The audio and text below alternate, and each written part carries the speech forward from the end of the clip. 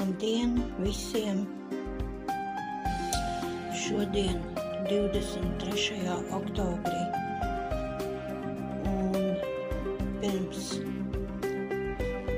sāksim skatīties, ko mums vēsta visums, gribu sirsnīgu mīļu paldies pateikt jums, tie, kas komentē, tie, kas liek laiciņus.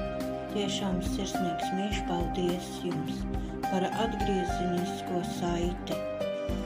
Bet šodien tagad paskatīsimies, ko tad mums atkal vēsta visums, ko viņš grib mums pateikt.